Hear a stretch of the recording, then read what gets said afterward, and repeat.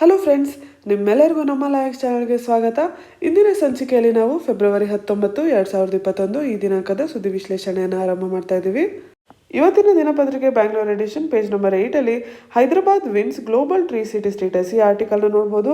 ಇಲ್ಲಿ ನಾವು tree city ಅಂದರೆ ಏನು, ಇದನ್ನು ಯಾರು ಯಾಕೆ ಕೊಡ್ತಾರೆ ಅನ್ನೋದ್ರ ಬಗ್ಗೆ ಚರ್ಚೆ ಮಾಡೋಣ. ಅದೇ ಪೇಜಲ್ಲಿ ಪಲ್ಯೂಟೆಡ್ ಏರ್ ಕಿಲ್ಡ್ 54,000 ಇನ್ ಡೆಲ್ಲಿ. ವಾಯು ಮಾಲಿನ್ಯ ದೆಹಲಿಯಲ್ಲಿ ಎಷ್ಟು ದೊಡ್ಡ ಸಮಸ್ಯೆ, ಆ ಸಮಸ್ಯೆಯ ಬಗ್ಗೆ ಮಾಹಿತಿಯನ್ನು ಫ್ಯಾಕ್ಟ್ಸ್ ಅಂಡ್ ಫಿಗರ್ಸ್ ಅನ್ನು ನಾವು ಈ ಆರ್ಟಿಕಲಿಂದ ಪಡ್ಕೋಬಹುದು. ಮುಂದಿನ ಪೇಜ್ ನಂಬರ್ 9 ಅಲ್ಲಿ biometric authentication to benefit farmers centre. Biometric ತಂತ್ರಜ್ಞಾನವನ್ನು ಕೃಷಿಯಲ್ಲಿ ಹೇಗೆ ಬಳಸೋದು, ಹೇಗೆ ಬಳಸಬೇಕಂತ ಕೇಂದ್ರ ಸರ್ಕಾರ ತೀರ್ಮಾನ ಮಾಡ್ತಾ ಇದೆ, ಅದ್ರ ಬಗ್ಗೆ ಚರ್ಚೆ ಮಾಡ್ತಾ ಇದ್ದಾರೆ. ನಂತರ ಪೇಜ್ ನಂಬರ್ 10 ಅಲ್ಲಿ 3 ರೋಡ್ಸ್ ಆನ್ ಅರುಣಾಚಲ್ ಬಾರ್ಡರ್. ಈ ಆರ್ಟಿಕಲ್ ಒಳಗೆ ನಾವು ಇಂಟರ್ನ್ಯಾಷನಲ್ ರಿಲೇಷನ್ಸ್ ಭಾರತ ಹಾಗೂ ಚೀನಾಗೆ ಸಂಬಂಧಪಟ್ಟಂತೆ ವಿಶ್ಲೇಷಣೆಯನ್ನು ನೋಡ್ತಾ ಇದ್ದೀವಿ. ಸುದ್ದಿ ವಿಶ್ಲೇಷಣೆಯ ನಂತರ ಎಡಿಟೋರಿಯಲ್ನ ನೋಡೋದಾದ್ರೆ the pressing need to adjudicate not mediate. ಈ ಆರ್ಟಿಕಲ್ ಒಳಗೆ ಇಂಡಿಯನ್ ಜುಡಿಷಿಯರಿ ಹೇಗೆ ನಡ್ಕೋಬೇಕು ಅನ್ನೋದ್ರ ಬಗ್ಗೆ ವಿಶ್ಲೇಷಣೆಯನ್ನು ನೋಡ್ತಾ ಇದ್ದೀವಿ. ಹಾಗೆ ನೆಕ್ಸ್ಟ್ ಪೇಜ್ ನಂಬರ್ 7 ಅಲ್ಲಿ make peace with nature now. ಈ ಆರ್ಟಿಕಲ್ ಒಳಗೆ ನಾವು ಅಂತಾರಾಷ್ಟ್ರೀಯವಾಗಿ ಸಸ್ಟೈನಬಲ್ ಡೆವಲಪ್ಮೆಂಟ್ ಹೇಗೆ ನಡೆಸಬೇಕು ಅಂತ ಯುನೈಟೆಡ್ ನೇಷನ್ ಒಂದು ಕರೆಯನ್ನು ಕೊಡ್ತಾ ಇದೆ, ಅದ್ರ ಬಗ್ಗೆ ವಿಶ್ಲೇಷಣೆಯನ್ನು ಮಾಡ್ತಾ ಇದ್ವಿ. ಈ ಎಲ್ಲ ಆರ್ಟಿಕಲ್ಸ್ ನಾವು ಚರ್ಚೆ ಮಾಡೋಕ್ಕಿಂತ ಮುಂಚೆ ಲಾ ಎಕ್ಸಲೆನ್ಸ್ ಕಡೆಯಿಂದ ಒಂದು ಪ್ರಕಟಣೆ. ನಿಮ್ಮ ಪ್ರಿಲಿಮ್ಸ್ ಎಕ್ಸಾಮ್ಗೆ ಅಂತಾನೆ ಲಾ ಎಕ್ಸಲೆನ್ಸ್ IAS ಅವರು ಸೂಪರ್ 50 ಪ್ರೋಗ್ರಾಮ್ನ ನಡೆಸ್ತಾ ಇದ್ದಾರೆ.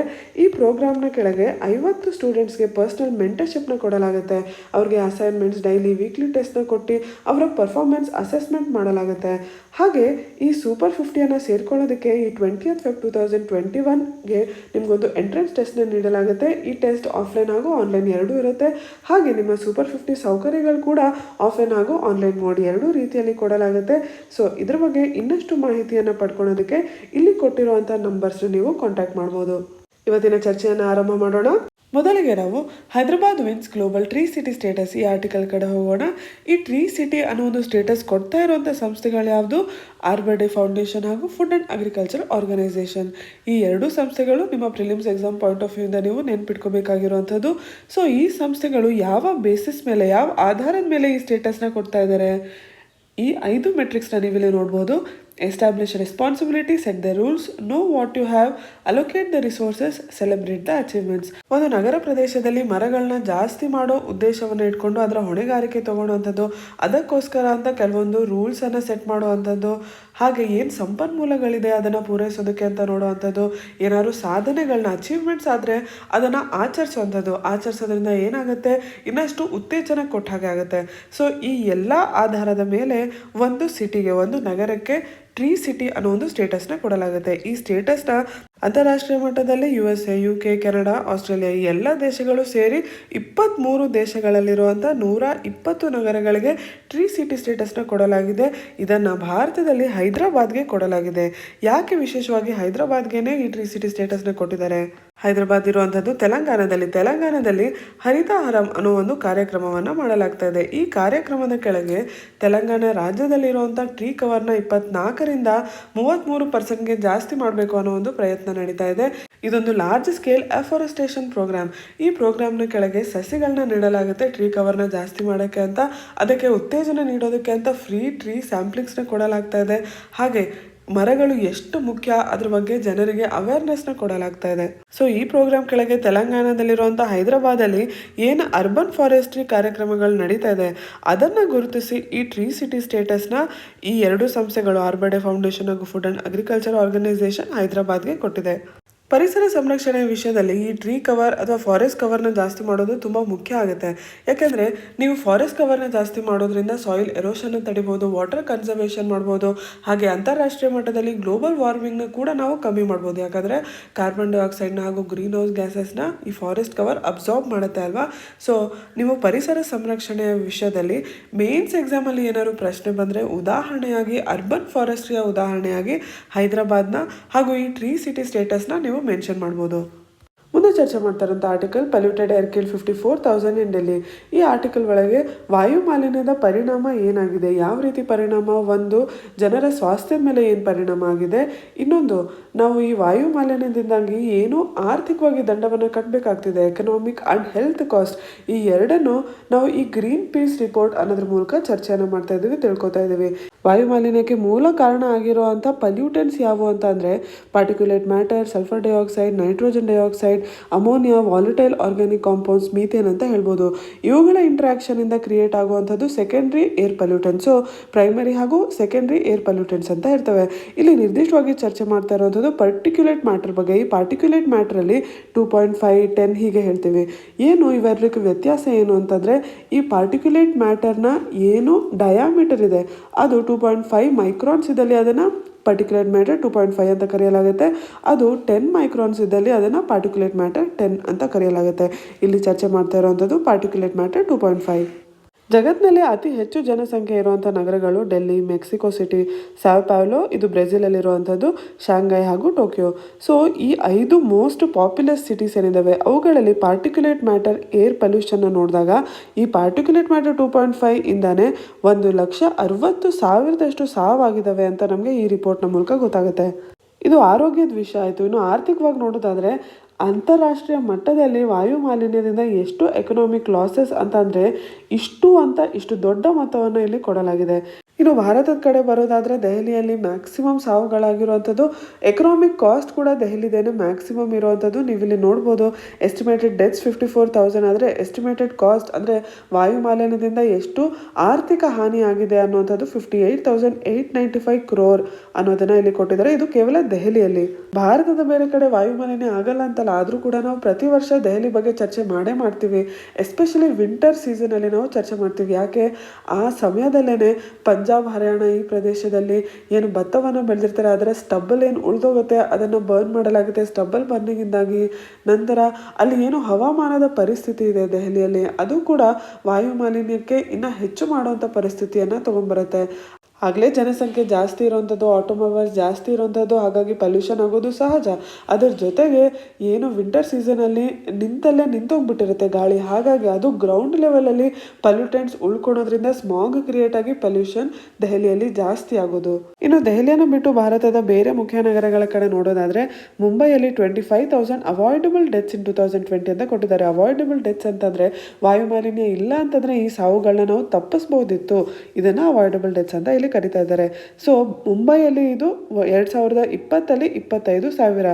ಅದೇ ರೀತಿ ಬೆಂಗಳೂರಲ್ಲಿ 12,000, ಹೈದರಾಬಾದಲ್ಲಿ 11,000, ಚೆನ್ನೈಯಲ್ಲೂ ಕೂಡ 11,000, ಲಕ್ನೋವಲ್ಲಿ 6,700 ಅಂತ ಇಲ್ಲಿ ಕೊಟ್ಟಿದ್ದಾರೆ. ಹಾಗೆ ನೋಡಿದ್ರೆ 2020ಯಲ್ಲಿ ಕೋವಿಡ್-19ಇಂದಾಗಿ ಲಾಕ್ಡೌನ್ ಮಾಡಲಾಗಿತ್ತು. ಹಾಗಾಗಿ ಈ ನಂಬರ್ ಕಮ್ಮಿ ಇರಬೇಕಿತ್ತು. ಆದರೂ ಕೂಡ ಈ ನಂಬರ್ ಇಷ್ಟೊಂದಿರೋದನ್ನು ನಾವಿಲ್ಲಿ ಗಮನಿಸ್ಬೋದು. ವಾಯು ಮಾಲಿನ್ಯ ಎಷ್ಟು ದೊಡ್ಡ ಸಮಸ್ಯೆ ಅನ್ನೋದನ್ನು ನಾವಿಲ್ಲಿ ನೋಟ್ ಮಾಡ್ಕೋಬೇಕಾಗುತ್ತೆ.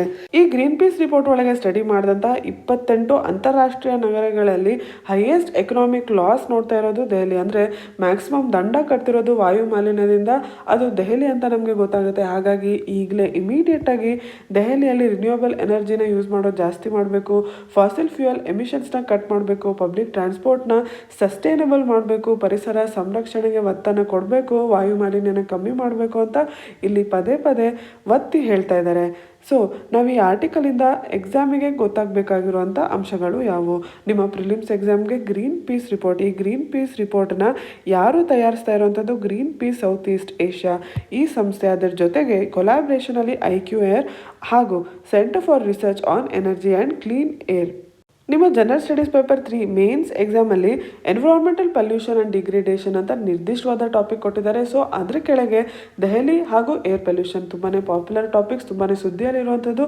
ಸೊ ಅದ್ರ ಬಗ್ಗೆ ಕೂಡ ಪ್ರಶ್ನೆ ಬಂದರೆ ಈ ರಿಪೋರ್ಟನ್ನು ನೀವು ಉಪಯೋಗಿಸಿ ನಿಮ್ಮ ಆನ್ಸರಲ್ಲಿ ಅನಾಲಿಸಿಸ್ ನೀಡಬೇಕಾಗುತ್ತೆ. ಪ್ರಿಲಿಮ್ಸ್ ಎಕ್ಸಾಮ್ಗೆ ದೆಹಲಿ ಮೊದಲ ಸ್ಥಾನದಲ್ಲಿರುವಂಥದ್ದು ಮತ್ತು ಭಾರತದ ಬೇರೆ ಸಿಟೀಸ್ ಏನಿದ್ದಾವೆ ಅವುಗಳ ಆರ್ಡರ್ ಒಂದು ಅಂದಾಜು ಗೊತ್ತಿದ್ರೆ ಸಾಕು, ನಂಬರ್ ಬಾಯ್ಹಾಟ್ ಮಾಡೋಕ್ಕಾಗಲಿಲ್ಲ ಅಂದರೂ ನಡೆಯುತ್ತೆ. ನಾವು ಈಗ ತಾನೇ ಮೊದಲನೇ ಆರ್ಟಿಕಲ್ ಚರ್ಚೆ ಮಾಡಬೇಕಾದ್ರೆ ಹೈದರಾಬಾದ್ ಟ್ರೀ ಸಿಟಿ ಸ್ಟೇಟಸ್ ಬಗ್ಗೆ ಚರ್ಚೆ ಮಾಡಿದ್ವಿ. ಸೊ ತೆಲಂಗಾಣದಲ್ಲಿ ಏನು ಹರಿತಹಾರಂ ಪ್ರೋಗ್ರಾಮ್ ನಡೀತಾ ಇದೆ ಅದರ ಪ್ರಾಮುಖ್ಯತೆ ನಮಗೆ ಇಲ್ಲಿ ಕೊಟ್ಟಿರೋಂಥ ಅಂಕಿಅಂಶಗಳು ತೋರಿಸುತ್ತೆ. ವಾಯು ಮಾಲಿನ್ಯದಿಂದ ಇಷ್ಟು ಪರಿಣಾಮ ಬೀಳ್ತಾ ಇರಬೇಕಾದ್ರೆ ಆ ರೀತಿ ಒಂದು ಪ್ರೋಗ್ರಾಮ್ನ ಅವಶ್ಯಕತೆ ಇದೆ. ಆ ಥರದ ಒಂದು ಪ್ರೋಗ್ರಾಮ್ನ ಅವಶ್ಯಕತೆ ಭಾರತದ ಬೇರೆ ಕಡೆ ಕೂಡ ಇದೆ.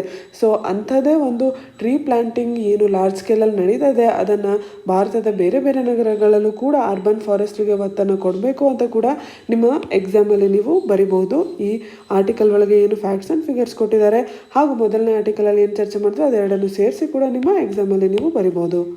ಮುಂದೆ ಚರ್ಚೆ ಮಾಡ್ತಾ ಇರುವಂಥ article general studies paper 2 international relations ಕೆಳಗೆ more roads on Arunachal border ನಿರ್ದಿಷ್ಟವಾಗಿ ಭಾರತ ಹಾಗೂ ಚೀನಾದ ಸಂಬಂಧದ ಬಗ್ಗೆ ನಾವಿಲ್ಲಿ ಚರ್ಚೆ ಮಾಡ್ತಾ ಇದ್ದೀವಿ.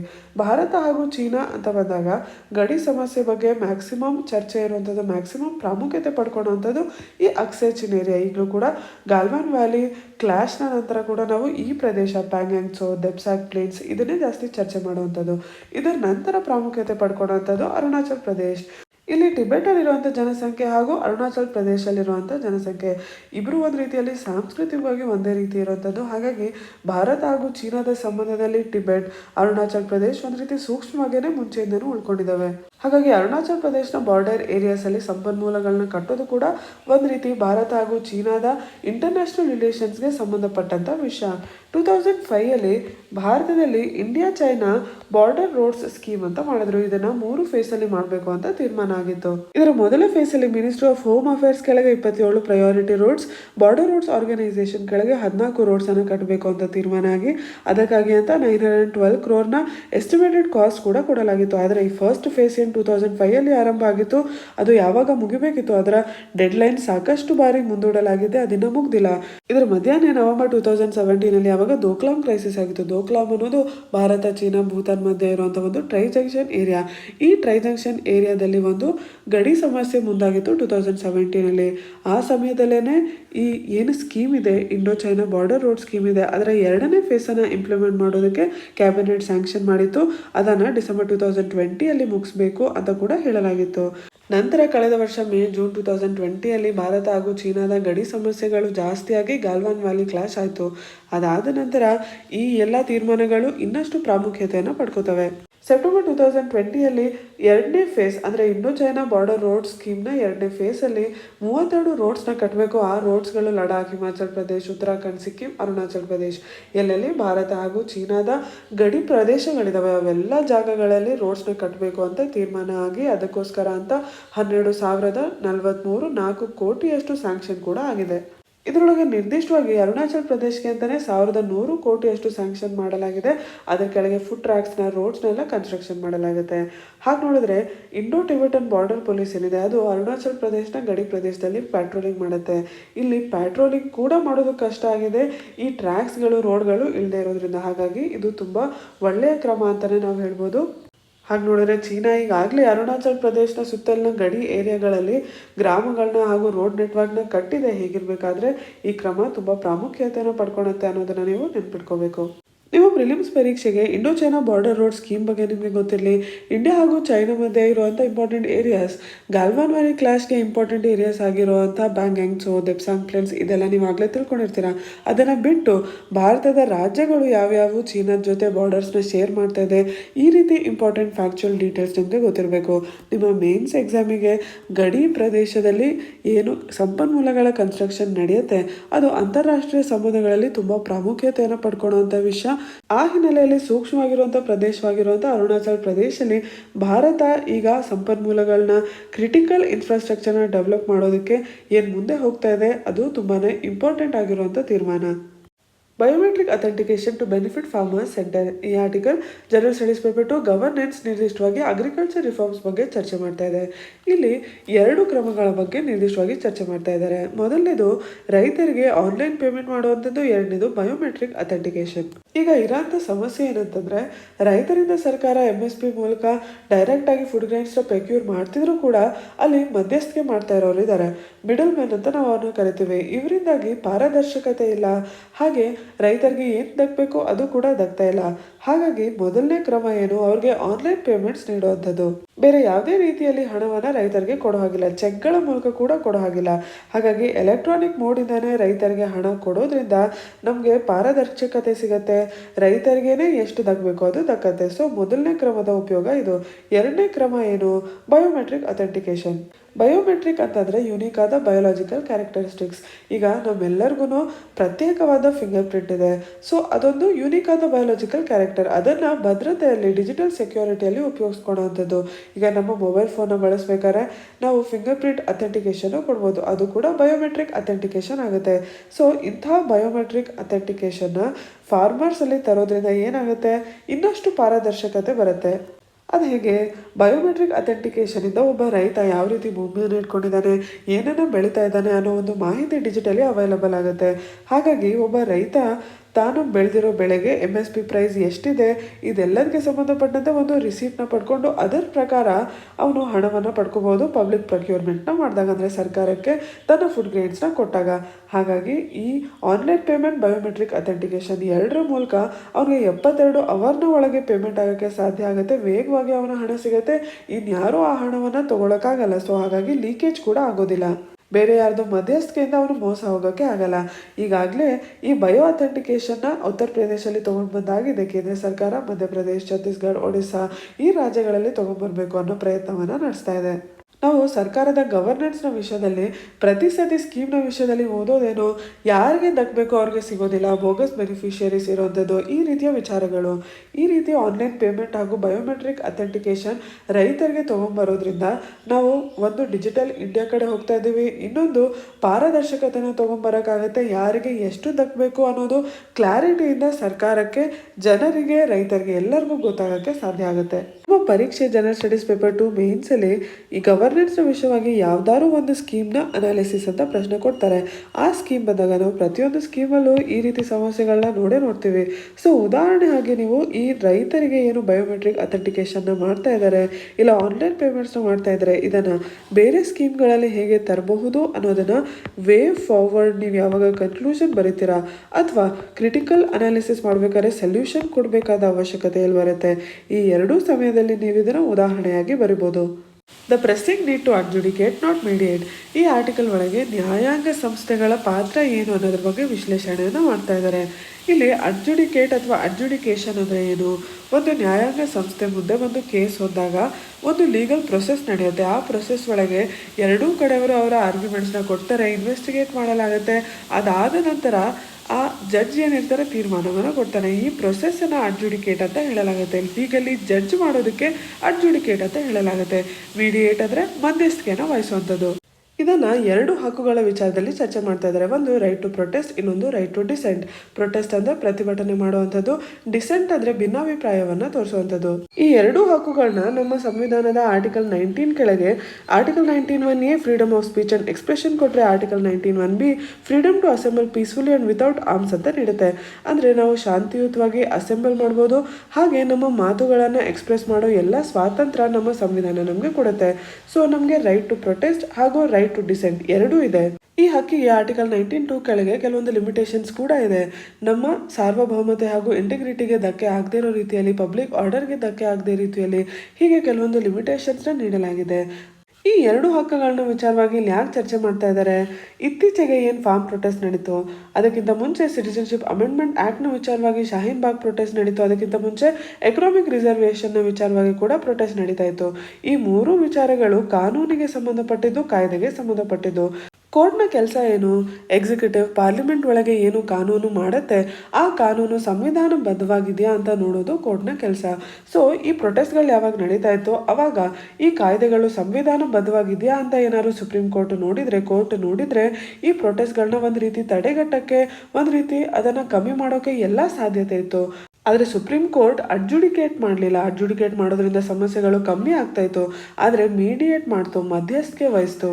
ಇನ್ನು ಸರ್ಕಾರ ಹಾಗೂ ನಾಗರಿಕರ ಹಕ್ಕುಗಳ ವಿಷಯ ಬಂದಾಗ ಕೋರ್ಟ್ನ ಮೇನ್ ಕೆಲಸ ಏನು ಅಂತಂದರೆ ಜನರ, ನಾಗರಿಕರ ರಕ್ಷಣೆ ಮಾಡುವಂಥದ್ದು, ಅವರ ಹಕ್ಕುಗಳ ರಕ್ಷಣೆ ಮಾಡುವಂಥದ್ದು. ಜನರಿಗೆ ಪ್ರತಿಭಟನೆ ಮಾಡೋ ಹಕ್ಕಿದೆ, ಆದರೆ ಹೇಗೆ ಮಾಡಬೇಕು ಅನ್ನೋದು ಯಾವಾಗಲೂ ಒಂದು ರೀತಿಯಲ್ಲಿ ಸೂಕ್ಷ್ಮವಾಗಿರುವಂಥ ವಿಚಾರ. ಈ ವಿಚಾರದ ಬಗ್ಗೆ ಕೋರ್ಟಲ್ಲೇನೆ 1972 Himmatlal K Shah versus commissioner of police 1972 ಕೇಸಲ್ಲಿ freedom of assembly is an essential element of a democratic system ಅಂತ ಕೋರ್ಟ್ ಹೇಳಿತು. ಅಂದರೆ ಪ್ರಜಾಪ್ರಭುತ್ವದಲ್ಲಿ ಏನು ಅಸೆಂಬಲ್ ಮಾಡುವಂಥದ್ದಿದೆ ಆ ಸ್ವಾತಂತ್ರ್ಯ ತುಂಬಾ ಮುಖ್ಯವಾಗಿರುವಂಥದ್ದು.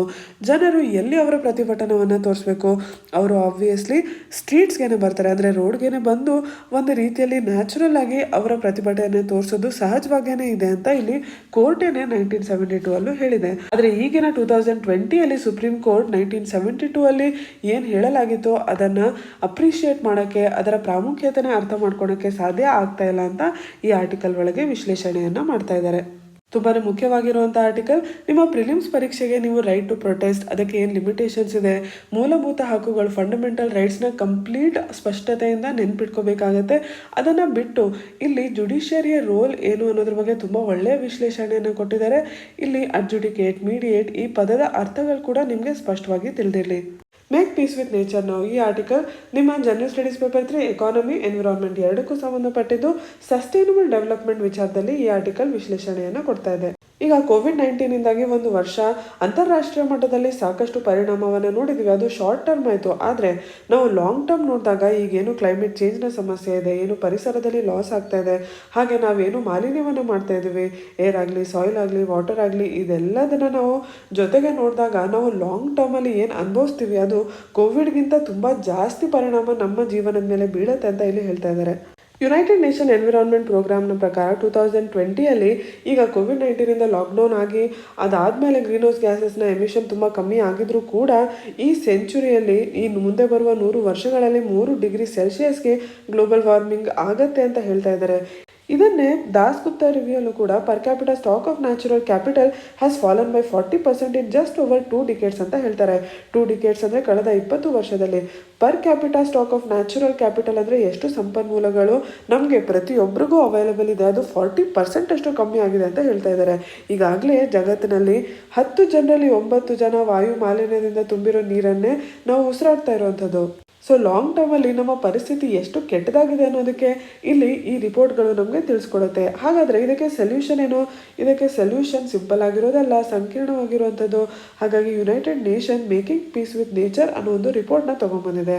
ಆ ರಿಪೋರ್ಟ್ ಒಳಗೆ ಪರಿಸರ ಎಷ್ಟು ಡಿಕ್ಲೈನ್ ಆಗ್ತಾ ಇದೆ, ಡಿಗ್ರೇಡ್ ಆಗ್ತಾ ಇದೆ ಅನ್ನೋದ್ರ ಬಗ್ಗೆ ಗ್ಲೋಬಲ್ ಸೈಂಟಿಫಿಕ್ ಅಸೆಸ್ಮೆಂಟ್ಸ್ನ ಮಾಡಿದ್ದಾರೆ. ರಿಸರ್ಚ್ ಮಾಡಿ ಅದನ್ನು ರಿವರ್ಸ್ ಹೇಗೆ ಮಾಡ್ಬೋದು ಅನ್ನೋದಕ್ಕೂ ಕೂಡ ಐಡಿಯಾಸ್ನ ತೊಗೊಂಡ್ಬಂದಿದ್ದಾರೆ. ಈ ಭೂಮಿಯನ್ನು ನಾವು ಸಂರಕ್ಷಣೆ ಮಾಡಬೇಕು, ಹಾಗೆ ನಾವು ಕೂಡ ಅಂದರೆ ಜನರು ಕೂಡ ಸರಿಯಾಗಿ ಬದುಕಬೇಕು ಅಂತಂದರೆ ಸಸ್ಟೈನಬಲ್ ಫ್ಯೂಚರ್ಗಾಗಿ ಈ ರೀತಿ ಒಂದು ಪ್ಲ್ಯಾನ್ನ ಅವಶ್ಯಕತೆ ಇದೆ. ಸಸ್ಟೈನಬಲ್ ಅಂದರೆ ಏನು? ಸುಸ್ಥಿರವಾಗಿರುವಂಥದ್ದು. ನಾವು ಸಸ್ಟೈನಬಲ್ ಡೆವಲಪ್ಮೆಂಟ್ ಅಂತ ಯಾವಾಗ ಉಪಯೋಗಿಸ್ತೀವಿ? ಯಾವ ಡೆವಲಪ್ಮೆಂಟಿಂದ ಮುಂದಿನ ಪೀಳಿಗೆಗಳಿಗೆ ನಮ್ಮ ನ್ಯಾಚುರಲ್ ರಿಸೋರ್ಸಸ್ ಕೂಡ ಅವೈಲಬಲ್ ಇರುತ್ತೆ, ಅದನ್ನು ನಾವು ಸಸ್ಟೈನಬಲ್ ಅಂತ ಹೇಳುವಂಥದ್ದು. ಇದಕ್ಕಾಗಿ ನಾವು ಕೇವಲ ಪರಿಸರ ಸಂರಕ್ಷಣೆ ಮಾಡೋದಲ್ಲ, ಈ ಪರಿಸರ ಅನ್ನೋದು ಸಮಾಜ ಹಾಗೂ ಆರ್ಥಿಕ ಎರಡಕ್ಕೂ ಒಂದು ರೀತಿಯಲ್ಲಿ ಇಂಟರ್ಲಿಂಕ್ ಆಗಿರುವಂಥದ್ದು. ಈಗ ಉದಾಹರಣೆಗೆ ಸಸ್ಟೈನಬಲ್ ಡೆವಲಪ್ಮೆಂಟ್ ಗೋಲ್ಸ್ ನಾವು ಮಾಡ್ಕೊಂಡಿದ್ದೀವಿ. 2030 ಅಷ್ಟೊತ್ತಿಗೆ MMR ಅಂದರೆ ಮೆಟರ್ನಲ್ ಮಾರ್ಟಾಲಿಟಿ ರೇಷಿಯೋ ಎಷ್ಟಾಗಬೇಕು, ಪಾವರ್ಟಿ ಹೋಗಬೇಕು, ಬಡತನ ನಿರ್ಮೂಲನೆ ಆಗಬೇಕು, ಎಲ್ಲರಿಗೂ ಊಟ ಸಿಗಬೇಕು, ನಾವು ಎಲ್ಲರಿಗೂ ಡ್ರಿಂಕಿಂಗ್ ವಾಟರ್ನ ದೊರಕಿಸ್ಕೊಡ್ಬೇಕು. ಈ ರೀತಿ ಇಷ್ಟೊಂದು ನಾವು ಗೋಲ್ಸ್ನ ಹಾಕೊಂಡಿದ್ದೀವಿ. ಅದನ್ನು ನಾವು ಪೂರೈಸಬೇಕು ಅಂತಂದರೆ ಸಾಮಾಜಿಕವಾಗಿ ನಾವು ಒಂದು ರೀತಿಯಲ್ಲಿ ಈಕ್ವಾಲಿಟಿಯನ್ನು ತೊಗೊಂಡ್ಬರ್ಬೇಕು, ಪರಿಸರ ಸಂರಕ್ಷಣೆ ಮಾಡಬೇಕು. ಯಾಕೆ ನಾವು ವಾಟರ್ನ ಡಿಗ್ರೇಡೇಷನ್ ಮಾಡಿದ್ರೆ, ಮಾಲಿನ್ಯ ಮಾಡಿದ್ರೆ ಈ ರೀತಿ ನಾವು ಸಸ್ಟೈನಬಲ್ ಡೆವಲಪ್ಮೆಂಟ್ ಗೋಲ್ಸ್ನ ಹೇಗೆ ಪೂರೈಸೋಕ್ಕೆ ಸಾಧ್ಯ? ಸೊ ಹಾಗೆ ನಾವು ಪೂರೈಸಬೇಕು ಅಂತಂದರೆ ಈ ಇಂಟರ್ಲಿಂಕ್ನ ಅರ್ಥ ಮಾಡಿಕೊಂಡು ನಾವು ಕ್ರಮಗಳನ್ನ ತಗೋಬೇಕು. ಆದರೆ ಸಮಸ್ಯೆ ಏನಂತ ಅಂದರೆ ಯಾವ ವೇಗದಲ್ಲಿ ಸಮಸ್ಯೆ ಮುಂದಾಗ್ತಾ ಇದೆ, ಸಮಸ್ಯೆ ಜಾಸ್ತಿ ಆಗ್ತಾ ಇದೆ, ಆ ವೇಗದಲ್ಲಿ ನಾವು ಅದನ್ನು ಬಗೆಹರಿಸೋಕೆ ಪ್ರಯತ್ನ ಮಾಡ್ತಾ ಇಲ್ಲ. ಈಗ ಪ್ಯಾರಿಸ್ ಕ್ಲೈಮೇಟ್ ಡೀಲ್ ಕೆಳಗೆ 126 ದೇಶಗಳು ನೆಟ್ ಝೀರೋ ಎಮಿಷನ್ ಮಾಡುವಂತೆ ಪ್ರಾಮಿಸ್ ಮಾಡಿದ್ದಾವೆ. ಅದ್ರ ಬಗ್ಗೆ ಕೆಲಸಗಳು ಆರಂಭ ಆಗಬೇಕು. ಏನು $100 ಬಿಲಿಯನ್ ಡೆವಲಪ್ಡ್ ಕಂಟ್ರೀಸ್ ಕೊಡಬೇಕು. ಯಾಕೆ? ಕ್ಲೈಮೇಟ್ ಚೇಂಜ್ನ ಇಂಪ್ಯಾಕ್ಟನ್ನು ಡೆವಲಪಿಂಗ್ ನೇಷನ್ಸ್ ಹ್ಯಾಂಡಲ್ ಮಾಡೋದಕ್ಕೆ, ಅವ್ರನ್ನ ಸಕ್ಷಮ ಮಾಡೋದಕ್ಕೆ. ಆ ಕೆಲಸ ಈಗಲೇ ಆಗಬೇಕಾಗಿದೆ. ಈಗ ಜಗತ್ತಿನೆಲ್ಲೆಡೆ ಇರೋವಂಥ ಚಾಲೆಂಜ್ ಏನು ಸರ್ಕಾರಗಳಿಗೆ? To feed the world without destroying nature, filling forest, emptying our oceans. ಪರಿಸರ ಸಂರಕ್ಷಣೆಯನ್ನು ಮಾಡಿಕೊಂಡು ನಾವು ಸಾಮಾಜಿಕವಾಗಿ ಎಲ್ಲರಿಗೂ ಬಡತನ ನಿರ್ಮೂಲನೆ ಮಾಡಿಕೊಂಡು ಊಟವನ್ನು ದೊರಕಿಸ್ಕೊಡುವಂಥದ್ದು. ಇದನ್ನು ಹೇಗೆ ಮಾಡ್ಬೋದು? ಸರ್ಕ್ಯುಲರ್ ಎಕನಾಮಿಕ್ ಸಿಸ್ಟಮ್ನ ಮೂಲಕ ಮಾಡ್ಬೋದು. ಅಂದರೆ ನಮ್ಮ ಸಂಪನ್ಮೂಲಗಳನ್ನ ರೀಯೂಸ್ ಮಾಡುವಂಥದ್ದು, ಎಮಿಷನ್ ರಿಡ್ಯೂಸ್ ಮಾಡುವಂಥದ್ದು, ನಾವು ಮಾಲಿನ್ಯವನ್ನು ಕಮ್ಮಿ ಮಾಡುವಂಥದ್ದು. ಇದೆಲ್ಲದರ ಜೊತೆಗೆ ನಾವು ಜಾಬ್ಸ್ನ ಕೂಡ ಕ್ರಿಯೇಟ್ ಮಾಡಬೇಕು. ಅಂದರೆ ಪರಿಸರ ಸಂರಕ್ಷಣೆ, ಆರ್ಥಿಕ ಅಭಿವೃದ್ಧಿ ಇವೆರಡನ್ನು ಜೊತೆಗೆ ಮಾಡಬೇಕಾಗುತ್ತೆ. ಸೊ ಯುನೈಟೆಡ್ ನೇಷನ್ಸ್ ಏನು ಮೇಕ್ ಪೀಸ್ ವಿತ್ ನೇಚರ್ ಅಂತ ಕರೆಯನ್ನು ಕೊಡ್ತಾ ಇದೆ, ಅದು ಕೇವಲ ಈ ವರ್ಷ ಅಲ್ಲ, ಈ ಶಾಂತಿ ನಾವು ಕೊನೆವರೆಗೂ ಕಾಪಾಡೋ ಥರ ಪರಿಸರ ಸಂರಕ್ಷಣೆ, ಆರ್ಥಿಕ ಅಭಿವೃದ್ಧಿ, ಸಮಾಜದ ಏಳ್ಗೆ ಈ ಮೂರನ್ನು ಮಾಡಬೇಕು ಅಂತ ಈ ಆರ್ಟಿಕಲ್ ಒಳಗೆ ತುಂಬ ಒಳ್ಳೆಯ ವಿಶ್ಲೇಷಣೆಯನ್ನು ನೀಡಿದ್ದಾರೆ. ಇವತ್ತಿನ ಸಂಚಿಕೆಯಿಂದನೇ ಈ ಪ್ರಶ್ನೆಯನ್ನು ಉತ್ತರಿಸೋಕ್ಕೆ ಪ್ರಯತ್ನ ಮಾಡಿ. Which of the following states has implemented Haritha Haram programme? A Andhra Pradesh, B Telangana, C Uttar Pradesh, D Madhya Pradesh. ಈ ಪ್ರಶ್ನೆಗೆ ಉತ್ತರವನ್ನು ಕಮೆಂಟ್ ಸೆಕ್ಷನಲ್ಲಿ ನಮಗೆ ತಿಳಿಸಿ. ಹಾಗೆ ಇವತ್ತಿನ ಸಂಚಿಕೆ ಬಗ್ಗೆ ಏನಾದರೂ ಡೌಟ್ಸ್ ಇದ್ದಲ್ಲಿ ಕೂಡ ಕಮೆಂಟ್ ಸೆಕ್ಷನಲ್ಲಿ ನಮಗೆ ಕೇಳಿ. ನಮ್ಮ ಚಾನಲ್ನ ಸಬ್ಸ್ಕ್ರೈಬ್ ಮಾಡಿ, ಈ ವಿಡಿಯೋಗೆ ಲೈಕ್ ಹಾಗೂ ಕಮೆಂಟ್ ಮಾಡಿ. ಧನ್ಯವಾದಗಳು.